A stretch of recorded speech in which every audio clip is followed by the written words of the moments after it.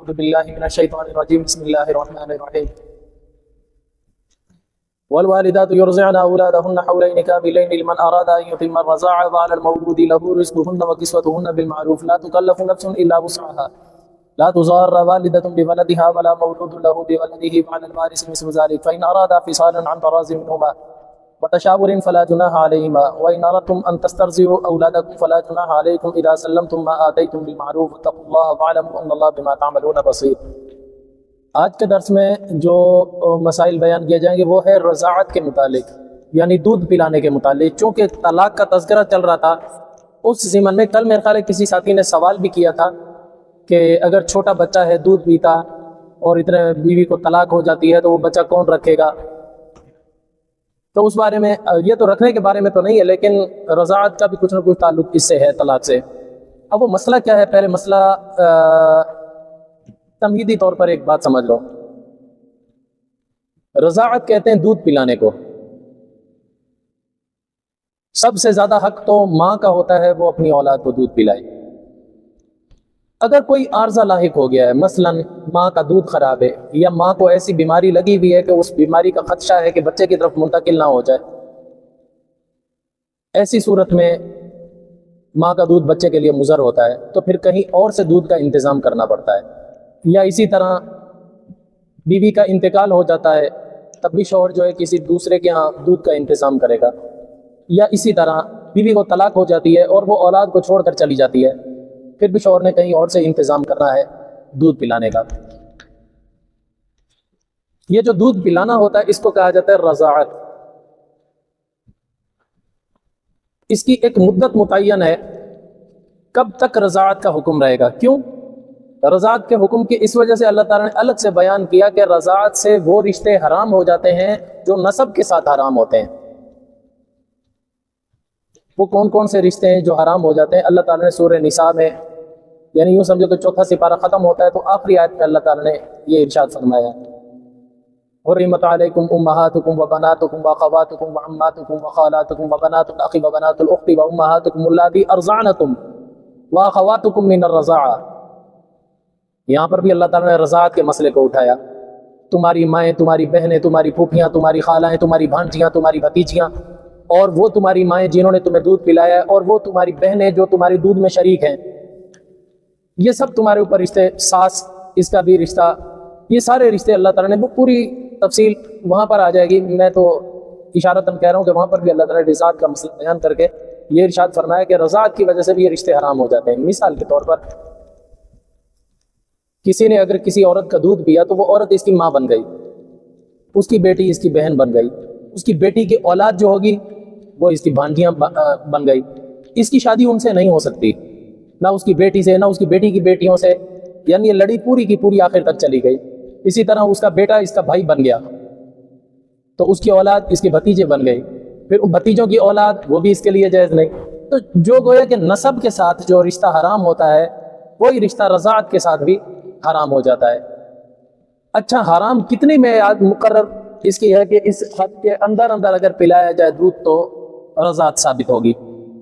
اس کے لیے امام ابو حنیفہ رحمۃ اللہ علیہ میں، اور آپ ہم انہی کے پیروکار ہیں، ان کے نزدیک جو آخری حد ہے وہ 30 مہینے ہے، یعنی 2.5 سال۔ 2.5 سال کے اندر اندر اگر بچہ کسی کا دودھ پیتا ہے تو وہ اس کی ماں بن جائے گی۔ اگر 2.5 سال سے اوپر عمر ہو جاتی ہے پھر کسی کا دودھ پی لیتا ہے تو وہ ماں نہیں بنے گی، ٹھیک ہے۔ جبکہ دیگر ائمہ کے نزدیک 2 سال ہے۔ ان کی دلیل یہ آیت ہے، یہ جو ابھی آ جائے گی حولین کاملین، پورے 2 سال دودھ پلائیں، یہ ان کی دلیل ہے۔ اور ہماری احناف کی دلیل کیا ہے؟ سورہ احقاف میں ایک آیت آتی ہے، وَوَصَّيْنَا الْإِنسَانَ بِوَالِدَيْهِ إِحْسَانًا حَمَلَتْهُ أُمُّهُ كُرْهًا وَوَضَعَتْهُ كُرْهًا وَحَمْلُهُ وَفِصَالُهُ 30 شهرًا دودھ پلانے سے لے کر دودھ چھڑانے تک کی مدت 30 مہینے ہے۔ اللہ تعالیٰ نے وہاں پر 30 مہینے بیان فرمائی تو امام ابو حنیفہ نے فرمایا یہ ہے دودھ چھڑانے کی آخری حد۔ اور یہاں پر جو فرمایا گیا حولین کاملین، اس میں اکثر کر کے 2 سال تک بچے دودھ پیتے ہیں، اس کے بعد ماں باپ ان کو عادت ڈال دیتے ہیں باہر کی غذا پر، پھر آہستہ آہستہ دودھ چھڑا دیا جاتا ہے۔ تو اس سے یہ آخری حد نہیں بیان کی گئی، وہاں پر آخری حد بیان کی گئی ہے۔ اس وجہ بہرحال جو ایمان 2 سال کہتے ہیں ان کی دلیل یہ آیت ہے، اور ہماری دلیل سورہ احقاف کی آیت ہے۔ 30 مہینے کے اندر اگر کوئی بچہ کسی کا دودھ پیے گا تو وہ اس کی ماں بن جائے گی۔ پھر ماں کا حکم وہی ہے جو سگی ماں کا حکم ہوتا ہے، رشتے بھی اس سے وہی حرام ہو جائیں گے جو سگی ماں کی وجہ سے حرام ہوتے ہیں۔ اللہ تعالیٰ فرماتے ہیں کہ سب سے زیادہ حق جو ہے دودھ پلانے کا وہ ماں کو ہے۔ اگر کسی عارضے کی بنا پر ماں دودھ نہ پلا سکے تو پھر شوہر پر لازم ہے کہ وہ کہیں اور سے انتظام کرے۔ پہلے زمانے میں پیسے طے کر لیے جاتے تھے کسی عورت سے، بھئی تو میرے بیٹے کو، میرے بچوں کو، میرے بچے یا بچہ جو بھی ہے اس کو اگر تو نے دودھ پلانا ہے، اس کے بدلے میں اتنا معاوضہ تمہیں دیا جائے گا، طے کر لیا جاتا تھا۔ یہاں پر جو مسئلہ بیان ہو رہا ہے وہ یہ بیان ہو رہا ہے کہ اگر کسی شوہر نے طلاق دے دی ہے کسی عورت کو، تو اصل حقدار تو بچے کی ماں ہے کہ وہ اس کو دودھ پلائے۔ والوالدات یرضعن اولادہن حولین کاملین لمن اراد ان یتم الرضاعہ، اگر وہ رضاعت یعنی دودھ پلائی کی مدت کو پورا کرنا چاہتے ہیں تو پورے 2 سال تک یہ عورت اس کو دودھ پلائے۔ اچھا، جب یہ عورت دودھ پلائے گی، اس کو تو ہو گئی یہ طلاق۔ اب طلاق کے بعد عورت میں کیا حکم ہے دودھ پلانے کا، اس بارے میں سنو۔ اگر عورت صحت مند ہے، دودھ بھی اس کے پاس وافر ہے، پھر ایسی صورت میں اس عورت پر واجب ہے وہ بچے کو دودھ پلائے جب تک اس کی عدت چل رہی ہے طلاق کی۔ یا قدم ایسا نہیں کہ ادھر طلاق ادھر چھوڑ کے چلی گئی، اس کے پر واجب ہے بچے کی پرورش اتنے وقت تک کرنا۔ عدت کے دوران تو وہ پلائے گی، عدت کے بعد اس کو اختیار ہے، اگر وہ نہیں پلانا چاہتی شوہر اس کے اوپر زبردستی نہیں کرے گا، باہر سے آیا کا انتظام کرے گا۔ اور اگر وہ راضی ہے اس دودھ پلانے پر تو اس کا کیا حکم ہے؟ حکم یہ ہے کہ چاہے عدت کے اندر ہو چاہے عدت کے باہر ہو، جب تک وہ عورت اپنے شوہر کے بچے کو دودھ پلا رہی ہے جس سے طلاق لی ہے اس نے، جتنا بھی عرصہ لگ جائے اس میں، چاہے 2 سال لگ جائیں، اس عرصے کے دوران اس کا نان نفقہ یعنی اس کا کھانے پینا، اس کا پہننا اوڑھنا، اس کی رہائش، اس کا دوائی دارو، یہ سب کچھ شوہر کے ذمہ لازم ہے۔ اصل اللہ تعالیٰ یہ بیان کرنا چاہتے ہیں یہاں پر، طلاق کا تذکرہ چل رہا تھا، کسی عورت کو طلاق، کوئی دودھ پیتا بچہ ہے، جب تک عدت چل رہی ہے تب تک تو اس کو پلانا واجب ہے، عدت کے بعد اس کو پلانا واجب نہیں ہے اگر اس کے بعد وافر دودھ ہے۔ پھر اب یہ مرضی ہے اس عورت کی، وہ یہ طے کر لے شوہر کے ساتھ کہ مجھے معاوضہ دینا، میں پھر پلاؤں گی، تب بھی ٹھیک ہے۔ اگر بغیر معاوضے کے وہ رضامندی سے پلا رہی ہے تب بھی ٹھیک ہے۔ اگر وہ بغیر معاوضے کے اگر پلا رہی ہے تو پھر اس کا نان نفقہ سارا شوہر کے ذمہ ہوگا۔ میں نے بتایا نان نفقے میں کھانا پینا بھی آ جاتا ہے، پہننا لباس بھی آ جاتا ہے، اور رہائش بھی آ جاتی ہے، اور دوائی وغیرہ بھی آ جاتی ہے، علاج معالجہ، یہ سب کچھ۔ یہ نہیں کہے گا کہ میں نے تو اس کو طلاق دی بھی، اس کی ذمہ داری میرے اوپر نہیں ہے، نہیں، وہ تیرے بچے کو دودھ پلا رہی ہے۔ بچہ جو ہے، اولاد جو ہے وہ باپ کی کہلائے گی، نسب اولاد باپ سے چلتا ہے، تو اس کے بچے کی پرورش ہو رہی ہے، اس وجہ سے اس کا سارا خرچہ بہت ہے۔ اگر وہ معاوضہ طے کر لیتے ہیں، بیوی ویسے تیار نہیں ہے، کہتی نہیں میں معاوضہ لوں گی، معاوضے کی شکل میں پھر معقول معاوضہ دینا چاہیے۔ اس میں اللہ تعالیٰ نے یہ فرمایا اس بیوی کو بھی چاہیے کہ اپنے شوہر کی وسعت کا خیال رکھ کے معاوضے کا مطالبہ کرے، اور شوہر کو بھی یہ چاہیے کہ وہ جو معاوضہ طے پایا اس کے مطابق پورا دے، جو اس کی چاہت ہے اس میں کمی نہ کرے۔ کیوں؟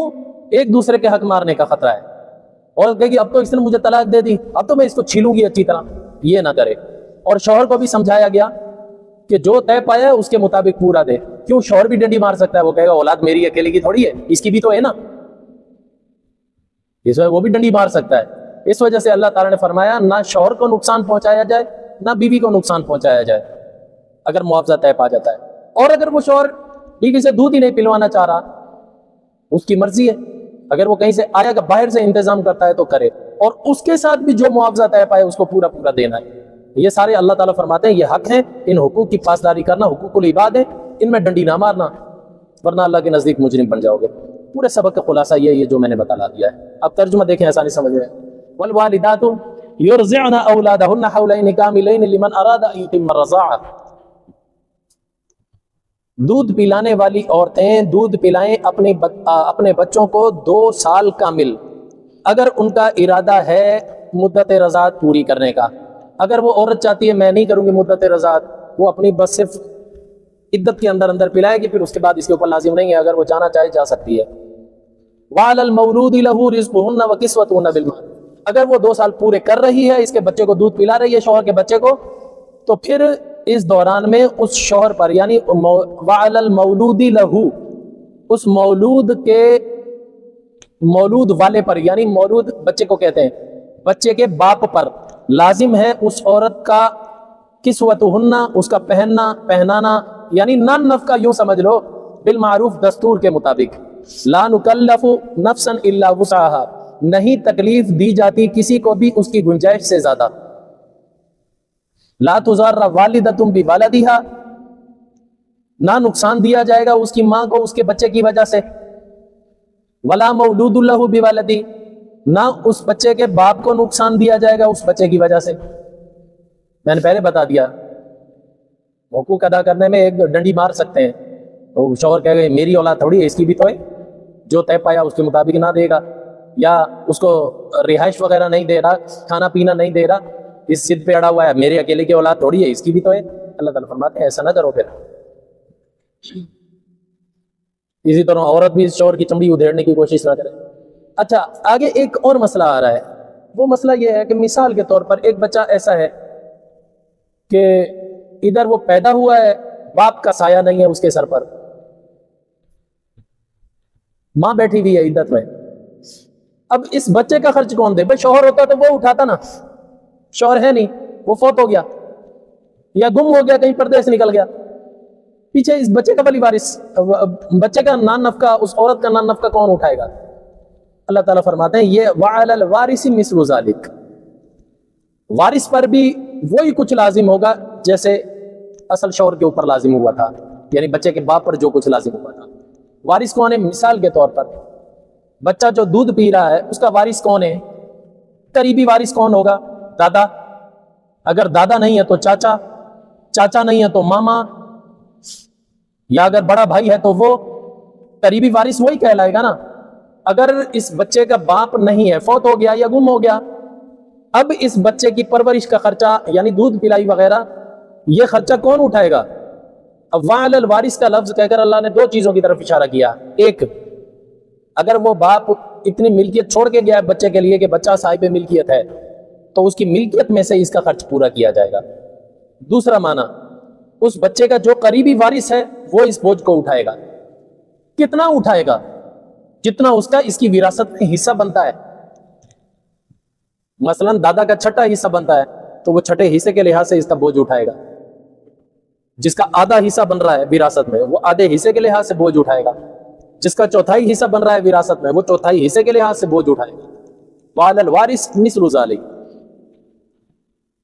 آگے اللہ تعالیٰ فرماتے ہیں فَإِنْ أَرَادَا فِصَالًا عَنْ تَرَاضٍ مِّنْهُمَا وَتَشَاوُرٍ فَلَا جُنَاحَ عَلَيْهِمَا، اور اگر وہ ماں باپ یعنی دونوں دودھ چھڑانا چاہتے ہیں رضامندی کے ساتھ تو آپس میں مشورے سے طے کر لیں، فَلَا جُنَاحَ عَلَيْهِمَا، کوئی حرج نہیں ہے۔ وَإِنْ أَرَدْتُمْ أَن تَسْتَرْضِعُوا أَوْلَادَكُمْ فَلَا جُنَاحَ عَلَيْكُمْ، اور اگر وہ مشورے سے یہ طے پاتے ہیں کہ ہم نے دودھ پلانا ہے اپنی اولاد کو، پہلے پلائیں، کوئی حرج نہیں ہے۔ اگر فری فنڈ میں مقرر ہو جاتے ہیں تو کوئی حرج نہیں ہے، اگر معاوضہ لے کر کرتے ہیں تو معاوضے کے حقوق کی پاسداری کرنی ہے، پھر اس میں یہ کہ شوہر کے اوپر اس کو نان نفقہ سکنا وغیرہ دینا لازم ہوگا۔ فَلَا جُنَاحَ عَلَيْكُمْ إِذَا سَلَّمْتُم مَّا آتَيْتُم بِالْمَعْرُوفِ، پھر کوئی حرج نہیں ہے جب کہ تم دے دو جو کچھ تم نے مقرر کیا ہے دستور کے مطابق۔ مثلا دستور کے مطابق کیا مقرر کیا ہے؟ شوہر نے کسی آیا کا انتظام کر لیا، پھر بیوی راضی نہیں ہو رہی دودھ پلا، آیا کا انتظام کیا ہے اس نے، آیا کے ساتھ جو طے پایا اس کو اس کا حق اس کا پورا دے دینا دستور کے مطابق۔ اللہ تعالیٰ فرماتے ہیں کوئی حرج نہیں ہے اس میں۔ وَاتَّقُوا اللَّهَ، اللہ سے ڈرو، وَاعْلَمُوا أَنَّ اللَّهَ بِمَا تَعْمَلُونَ بَصِيرٌ، جانتے رہنا کہ بے شک اللہ تعالیٰ جو کچھ بھی تم کر رہے ہو اس پر نظر رکھے ہوئے، بصیر، اللہ کی نظر میں ہے، اللہ تعالیٰ کی آنکھ ان پر ہے۔ آگے جو مسئلہ ذکر ہوگا وہ الگ مسئلہ ہے۔ پہلے جو عدت کا مسئلہ آیا تھا وہ تھا مطلقہ کا، کہ جس عورت کو طلاق ہو جائے اس کی عدت کتنی ہے، وہ پہلے بتایا تھا کہ 3 مینسز، مطلقہ کی عدت 3 مینسز ہے۔ اگر وہ حاملہ ہے تو وضع حمل ہے۔ اب یہاں پر عدت بیان کی جا رہی ہے اس عورت کی جس کا شوہر فوت ہو جائے، اس کی عدت کتنی ہے؟ تو اللہ تعالیٰ فرماتے ہیں کہ اس کی عدت 4 مہینے 10 دن ہے۔ اگر وہ حاملہ ہے تو پھر اس کی بھی عدت جو ہے نا وضع حمل ہے، یہ وضع حمل والی عدت کہاں پر بیان ہوئی ہے؟ جس کا شوہر فوت ہو گیا اس کے، یہ سورہ طلاق کے اندر اللہ تعالیٰ نے 28ویں سپارے میں ارشاد فرمائی ہے۔ یہاں پر جو ہے 4 مہینے 10 دن صرف اس عورت کی عدت بیان کی گئی ہے جس کے مینسز چلتے ہیں اور وہ حاملہ نہیں ہے، اس کی عدت جو ہے نا وہ جس کا شوہر فوت ہو جائے 4 مہینے 10 دن تک وہ جو ہے نا اپنی عدت شمار کرے، اس سے زیادہ عدت میں کوئی نہیں بیٹھ سکتے۔ حضور صلی اللہ علیہ وسلم نے فرمایا میت پر سوگ منانے کی اجازت صرف 3 دن ہے، 3 دن سے زیادہ سوائے اس شوہر کی بیوی کو جس کا جو یعنی شوہر فوت ہو گیا اس کی بیوی کو 4 مہینے 10 دن ہے، اس کے علاوہ اور کسی کو بھی 3 دن سے زیادہ سوگ منانے کی اجازت نہیں ہے۔ والذین یتوفون منکم، اور وہ لوگ جو مر جائیں تم میں سے، ویذرون ازواجا، اور وہ پیچھے چھوڑ کے جائیں اپنی بیویاں، تو یتربصن بانفسہن 4 اشہر وعشرا، تو وہ روکے رکھیں اپنے آپ کو 4 مہینے 10 دن تک۔ اچھا، اس عدت میں کیا کر سکتے ہیں کیا نہیں کر سکتے؟ اللہ تعالیٰ فرماتے ہیں عدت کے دوران کوئی نکاح کا پیغام نہ بھیجے ان کو صاف لفظوں میں، اشارتاً بھلے کوئی دے دے پیغام نکاح کا، لیکن جو عورت عدت میں بیٹھی ہوئی ہے اس کو صاف لفظوں میں نکاح کا پیغام نہ دے۔ کئی لوگ ہوتے ہیں نا کہ ادھر فارغ ہو ادھر فوراً جاؤ جا کے جلدی بات کر لو، ایسا نہ ہو کسی اور کا رشتہ آ جائے بولے جائے، تو عدت کے دوران ہی بات طے کر لیتے ہیں، یہ غلط ہے۔ اللہ تعالیٰ اس چیز سے منع کرتے ہیں، عورتوں کو پہلے ان کی عدت پوری کرنے دو، اس دوران ان کو نکاح کا پیغام بھی نہ بھیجو۔ ہاں جب عدت پوری ہو جائے پھر وہ آزاد ہیں، جو چاہیں وہ عورتیں کریں، یعنی اگر کہیں اور نکاح کرنا چاہتی ہیں بھلے کریں، نہیں کرنا چاہتی تو نہ کریں، اس سے پہلے نہیں کر سکتے کوئی بھی۔ ایک بات سنو، یہ مذہب اسلام ہے جس کے اندر عورت کی عدت بہت کم رکھی گئی ہے۔ یہودی مذہب ایسا مذہب تھا جس میں عدت کا تصور ہی نہیں تھا، ادھر شوہر مرا ہے اسی وقت ابھی میت بھی نہ اٹھی ہو تب بھی وہ اگلا نکاح کر سکتی ہے۔ ان وحشی لوگوں کے اندر نا وہ نسب وسب کا کوئی چکر نہیں ہے، عدت ہی نہیں ہے، یہ تو بہت ہی زیادہ گرے ہوئے لوگ ہیں، گھٹیا لوگ۔ اس کے علاوہ جتنے بھی مذاہب ہیں ان کے اندر عدت کا تصور ہے، لیکن وہ بہت ہی وحشیانہ تصور ہے۔ مثال کے طور پر ہندو مذہب میں بیوی کا شوہر فوت ہو جائے تو وہ بیوی ساری زندگی دوسرا نکاح نہیں کر سکتی۔ یہ اب کی بات کر رہا ہوں، اس سے پہلے جب محمد بن قاسم نے سندھ پر حملہ کیا اس وقت جو ان کا قانون تھا ہندو کا، وہ قانون یہ تھا کہ وہ ستی کرتے تھے۔ ستی کیا ہے؟ شوہر فوت ہو گیا، اس کی چتا کو جلایا جا رہا ہے تو ساتھ ہی زندہ بیوی کو بھی چاہیے وہ بھی ساتھ ہی کودے، وہ بھی ساتھ ہی جلے، اس کو رہنے کا کوئی حق نہیں ہے۔ یہ بہت بڑا ظلم تھا۔ مذہب اسلام آیا یہاں پر، محمد بن قاسم آیا، اس نے یہاں پر اسلامی نظام جب نافذ کیا تو اس نے ہندوؤں کی اس رسم میں دخل اندازی دے کر اس رسم کو ختم کیا۔ جو لوگ اس طرح کی رسم کرتے وہ گرفتار کراتا تھا ان کو۔ پھر اس کے بعد محمود غزنوی آیا، اس نے بھی اسی پر عمل کیا۔ پھر اس کے بعد شہاب الدین غوری آیا تو اس نے باقاعدہ قانون بنا دیا یہ ستی کی رسم ہندوستان سے ختم ہوگی، آج کے بعد کوئی نہیں اس رسم پر عمل کرے گا۔ اب ہندو ستی کی رسم تو نہیں کرتے، اس کو وحشیانہ سمجھا جاتا ہے، اگر کریں گے بھی تو دنیا کی نظروں میں ذلیل ہوں گے۔ انہوں نے اپنی اس مذہبی رسم کو، مذہبی حکم کو انہوں نے چھوڑ دیا۔ اب کیا کرتے ہیں وہ؟ اتنا ظلم اب بھی ضرور کرتے ہیں کہ اس عورت کا پھر مرتے دم تک دوسرا نکاح نہیں کرتے کہیں اور۔ یہ ظلم ہے، یہ تو ہندوؤں کا حال تھا۔ جب ہمارے نبی صلی اللہ علیہ وسلم مبعوث ہوئے تو اس وقت مشرکین کی کیا حالت تھی؟ عرب کے مشرکین کی، وہ عورت کے ساتھ اتنا برا سلوک کرتے تھے کہ جس عورت کا شوہر فوت ہو جاتا اس کی عدت گزارنی ہے، وہ عدت گزارنے کے لیے اس کو اپنے گھر میں نہیں رکھا کرتے تھے، اس کے لیے ایک الگ ایک کال کوٹڑی بنا دیتے تھے، اس میں پڑی رہے۔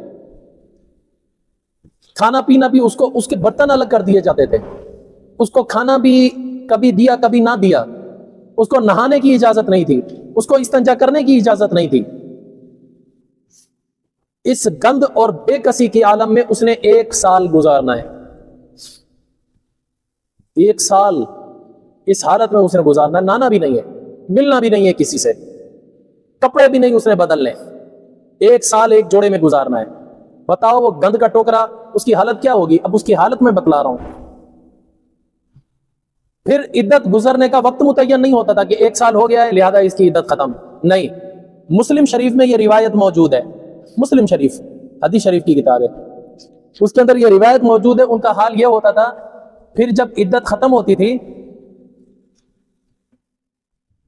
تو وہ لوگ اس عورت کو ایک مرغا دیا کرتے تھے، مرغا یا مرغی، اس کے پر چھیل دیا کرتے تھے، وہ دیتے تھے اس عورت کو، اور اس کو کہتے تھے کہ اپنی شرمگاہ پر اس کو مسل۔ اب وہ 1 سال تک جو نہ نہائے وہ جراثیم کا سمجھو پلندہ بن چکی ہے،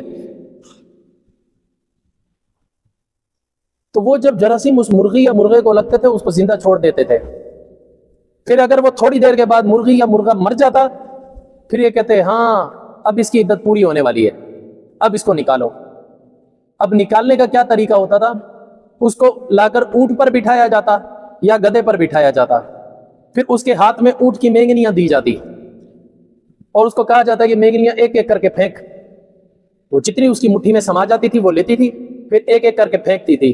جب ساری مینگنیاں ختم ہوتے پھر اعلان کر دیتے اب اس کی عدت پوری ہو گئی ہے، لہذا اب نہائے دھوئے لباس اپنا پہنے، اب بالکل یہ عام انسانوں کی طرح انسان بن گئی۔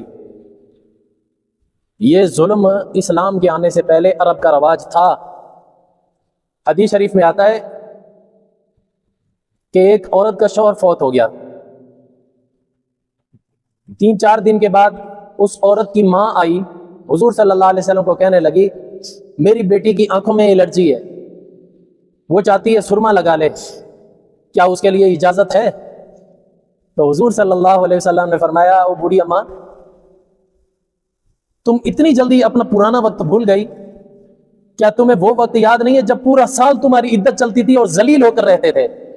مذہب اسلام نے آ کر 4 مہینے 10 دن میں فارغ کر دیا ہے عورت کو، اور وہ 4 مہینے 10 دن میں بھی تمہاری آنکھوں میں الرجی ہونے لگ گئی، اب سرمے لگاؤ گی اور زیب و زینت کرو گی، کیا 4 مہینے 10 دن صبر نہیں ہو سکتا؟ پھر وہ بوڑھی اماں وہاں سے منہ لٹکا کے چلی گئی۔ یعنی یہ رسم تو آ کر آپ صلی اللہ علیہ وسلم نے ان کی ختم کی، مذہب اسلام نے یہ شعور دیا۔ پھر عدت کے اندر بھی حکم کیا ہے؟ حکم یہ ہے کہ وہ زیب و زینت کر کے گھر کی 4 دیواری میں رہ سکتی ہے، گھر کی 4 دیواری سے باہر نہیں زیب و زینت کر کے جا سکتی۔ اگر کوئی عورت عدت میں بیٹھی ہوئی ہے روز نہا سکتی ہے، کپڑے بدل سکتی ہے، کوئی پابندی نہیں ہے، گھر کی 4 دیواری میں رہ کر خوشبو بھی لگا سکتی ہے، ہار سنگار بھی اپنا کر سکتی ہے، گھر سے باہر جانے کی اجازت نہیں ہے۔ کتنی سہولت دی ہے مذہب اسلام نے۔ پھر بھی غیر مسلم جو ہے وہ تھوڑا سا شوچا چھوڑتے ہیں، ہماری مسلمانوں کی عورتیں جو ہے وہ آپے سے باہر ہو جاتی ہیں، ہائے اسلام نے ہمارے حقوق دبا لیے۔ خدا کی صنائی ہو، پہلے دیکھو تو صحیح تمہارے ساتھ برتاؤ کیا ہوتا تھا۔ مذہب اسلام نے تمہیں کہا گری ہوئی چیز کو اٹھا کر کتنی عزت دے دی ہے، یہ چیز ان کو نظر نہیں آتی۔ اللہ تعالیٰ عدت پھر اللہ تعالیٰ نے یہ مقرر کی کہ جس کے شوہر مر جائے وہ 4 مہینے 10 دن تک عدت گزارے۔ اگر وہ حاملہ ہے تو اس کی عدت جو ہے وضع حمل ہے، وضع حمل چاہے ایک ہی دن میں ہو جائے اس کی عدت ختم ہو جائے گی، چاہے اس میں 9 مہینے لگ جائیں تو 9 مہینے تک ہی چلے گی، اس کے لیے 4 مہینے 10 دن نہیں ہے۔ فَإِذَا بَلَغْنَ أَجَلَهُنَّ، پس جب عدت پوری کر لیں تو فَلَا جُنَاحَ عَلَيْكُمْ فِي مَا فَعَلْنَ فِي أَنفُسِهِنَّ بِالْمَعْرُوفِ، پھر تم پر کوئی حرج نہیں ہے اس معاملے میں جو وہ عورتیں چاہے کرنا چاہیں معروف دستور کے مطابق، یعنی اگر اپنا شادی کا پیغام کہیں بھیجتی ہیں یا کہیں آ جاتا ہے اس کو ایکسیپٹ کر لیتی ہیں تو کوئی حرج نہیں ہے۔ وَاللَّهُ بِمَا تَعْمَلُونَ خَبِيرٌ، اور اللہ تعالیٰ جو کچھ تم عمل کرتے ہو اس کی خبر رکھنے والا ہے۔ آگے اللہ تعالیٰ فرماتے ہیں کہ عدت کے دوران جس کا شوہر فوت ہو جائے وہ عورت عدت میں بیٹھی ہوئی ہے، اے مردو تمہیں حکم دیا جا رہا ہے کیا؟ لا جناح علیکم فیما عرضتم به من خطبۃ النساء او اکننتم فی انفسکم، جو عورتیں عدت کے اندر بیٹھی ہوئی ہیں اگر تم اپنا نکاح کا پیغام دینا چاہتے ہی ہو تو اس کو چھپے اشاروں کے اندر اگر کوئی پیغام پہنچا دو تو وہاں تک پہنچا سکتے ہو، صاف لفظوں میں وہاں نکاح کا پیغام نہیں پہنچا سکتے۔ مثلا یوں جا کر کہہ دیں، یعنی اس کے گھر مرد کے گھر والے جا کر کہہ دیں ہمارے بچے کو کسی نیک عورت کی تلاش ہے، آپ جیسی اگر مل جائے تو اس کے لیے زیادہ اچھا ہوگا، بس اس طرح کا اشارہ دے سکتے ہیں۔ یہ نہیں کہہ سکتے ہم آپ کا رشتہ لینے کے لیے آئے، بس جیسے عدت ہوگی ہم سے ڈن کر لینا، ہم ہی آئیں گے اور نہ کسی کے ساتھ ہاں کرنا، یہ طریقے غلط ہیں۔ صاف لفظوں میں نہیں، اشارتاً کہہ سکتے ہیں، پیغام دے سکتے ہیں، کوئی حرج نہیں۔ صاف لفظوں میں پیغام دینا اللہ تعالیٰ نے منع کیا ہے، یہ جائز نہیں ہے۔ لا جناح علیکم فیما عرضتم به من خطبۃ النساء، ایک ہوتا ہے خطبہ ایک ہوتا ہے خطبہ، دونوں فرق سمجھو۔ خطبہ اس کو کہتے ہیں جو امام کوئی بھی لیڈر تقریر کر رہا ہوتا ہے، بیان کر رہا ہوتا ہے، اس کو خطبہ کہا جاتا ہے۔ جو عوام سے مخاطب ہو رہا ہے، جو بول رہا ہے، اس بول کو خطبہ کہا جاتا ہے۔ ایک ہوتا ہے خطبہ، خطبہ کس کو کہتے ہیں؟ خطبہ کہتے ہیں منگنی کے پیغام کو۔ منگنی کا پیغام جو بھیجا جاتا ہے، چاہے وہ مرد خود جا کر اپنا پیغام لے جائے، چاہے اپنے گھر والوں کے ذریعے وہاں پر پیغام بھیج دے، منگنی کا پیغام بھیجنا اس کو خطبہ کہا جاتا ہے۔ اللہ تعالیٰ فرماتے ہیں لا جناح علیکم فیما عرضتم به من خطبۃ النساء، کوئی حرج نہیں ہے اگر تم دبے چھپے لفظوں کے اندر منگنی کا پیغام بھیج دیتے ہو عورتوں کو عدت کے اندر، ہی کوئی حرج نہیں ہے۔ او اکرنتم فی انفسکم، یا اپنے جی میں چھپا کر بیٹھے ہوئے ہو، ارادہ کر کے بیٹھے ہو جیسے عدت پوری ہوگی ہم ٹھا کر کے جا کر پیغام پہنچائیں گے، اللہ کہتا ہے پھر بھی اجازت ہے، کر سکتے ہو، صاف لفظوں میں جا کر پیغام نہیں دے سکتے۔ علم اللہ انکم ستذکرونہن، یہ اللہ تعالیٰ نے کیوں فرمایا او اکرنتم فی انفسکم، یہ چھپائے رکھو اپنے نفسوں میں۔ اللہ تعالیٰ فرماتے ہیں کہ اللہ جانتا ہے تم ضرور ان عورتوں کو یاد رکھو گے، تم بھولنے والے لوگ نہیں ہو۔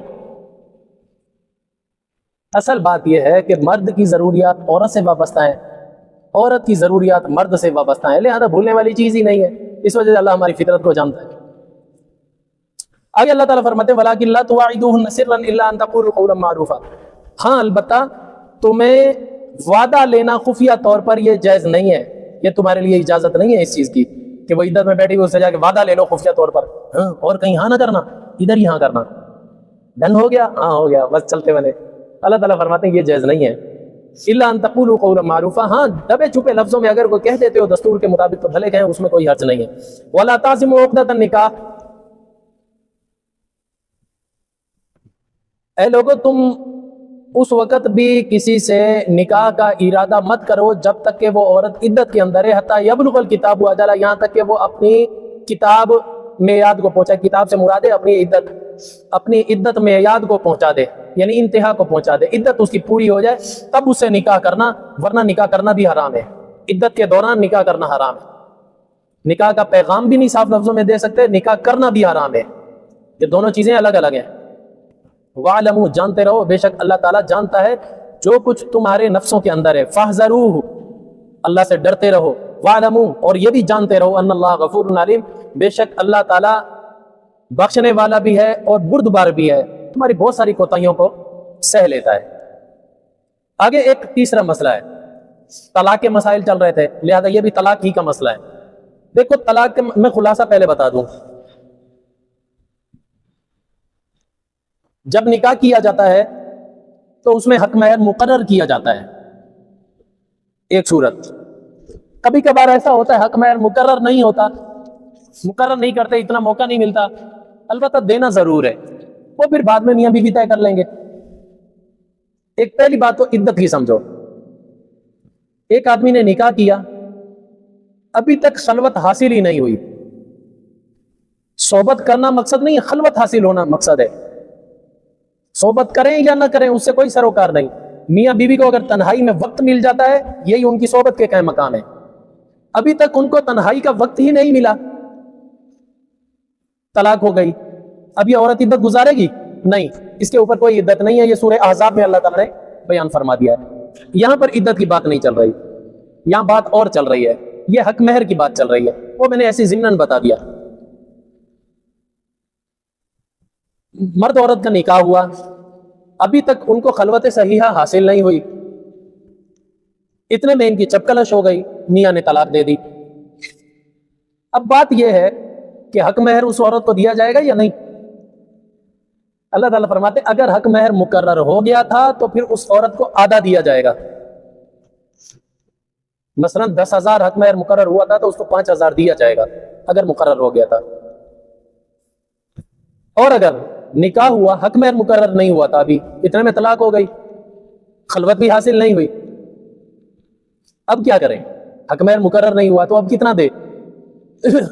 اس بارے میں فقہا کے دو قول ہیں۔ ایک قول یہ ہے کہ اس لڑکی کے خاندان میں اس لڑکی کے ہم عمر لڑکیوں کا مہر جو مقرر ہوتا تھا اس کو مہر مثلی کہا جاتا ہے، جو مہر مثلی مقرر ہوتا تھا وہ دے دیا جائے۔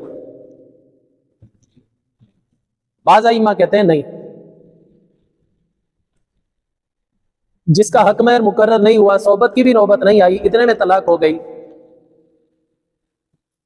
تو اب اس کو حق مہر تو نہیں دیا جائے گا، البتہ شوہر کو مروت کے طور پر اس کو خرچی اچھی اس کی ٹھیک ٹھاک دے دینی چاہیے۔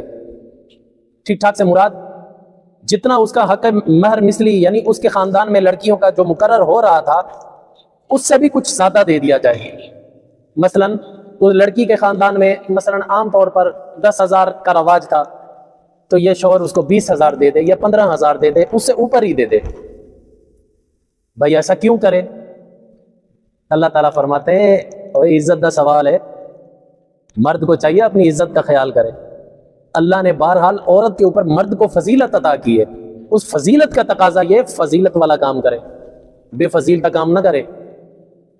امام حسن رضی اللہ تعالیٰ عنہ نے ایک مرتبہ شادی کی, شادی کرتے ہی طلاق واقع ہو گئی, مہر مقرر ہو چکا تھا, طلاق ہو گئی. تو امام حسن رضی اللہ تعالیٰ عنہ نے جو حق مہر مقرر کیا ہوا تھا نا اس کا 3 گنا بڑھا کر اس عورت کو دیا اور عزت کے ساتھ رخصت کیا, لڑائی جھگڑے سے رخصت نہیں کیا. اس لیے اللہ تعالیٰ نے فرمایا ہے اور حضور صلی اللہ علیہ وسلم نے فرمایا ہے کہ ترکت فیکم امرین لن تضلوا لما تمسکتم بہما کتاب اللہ و اطرتی. اے لوگوں میں 2 چیزیں تمہارے درمیان چھوڑ کر جا رہا ہوں, ان سے وابستہ رہنا, کبھی بھی گمراہ نہیں ہو سکو گے. ایک اللہ کی کتاب اور ایک اپنے اہل بیت. اہل بیت کی زندگی ہمارے لیے مشعل راہ ہے, امام حسن کا طریقہ یہ ہمارے لیے مشعل راہ ہے. یہی چیز قرآن بیان کرتا ہے, کہتا دے دو یار, حق مہر سے اوپر ہی دے دو. اس میں مرد کی عزت بھی ہے, اس کو اپنی فضیلت کی پاسداری بھی ہے. اللہ تعالیٰ فرماتے لا جناح علیکم, کوئی حرج نہیں ہے, ان طلقتم النساء, اگر تم عورتوں کو طلاق دے دو, ما لم تمسوهن, ابھی تک تم نے ان کو چھوا بھی نہیں تھا, او تفریضوا لهن فریضہ, یا ان کے لیے کوئی حق مہر مقرر نہیں کیا گیا تھا, تو کتنا دیں ان کو. ومتعوهن علی الموسع قدرہ وعلی المقتر قدرہ متاعا بالمعروف, تو خوشحال آدمی کو اپنی وسعت کے مطابق دینا چاہیے, تنگ دست کو اپنی وسعت کے مطابق دے دینا چاہیے, لیکن متاعا بالمعروف. ایک تو اللہ تعالیٰ نے وسعت کی بات کر دی, یعنی کہ غریب آدمی کو کہے جی ویسے 10,000 تھا آپ 1 لاکھ دے دیں, ایسا نہیں, وہ اپنی وسعت کے مطابق دے. لیکن ساتھ ہی اللہ تعالیٰ نے فرمایا متاعا بالمعروف, متاع نفع کے ساتھ دینا. متاع نفع کو کہا جاتا ہے نا, متاع سرمایہ کو بھی کہا جاتا ہے, یعنی قیمتی چیز, اعلیٰ چیز دے دینا, جو سرمایہ ہو وہ دے دینا.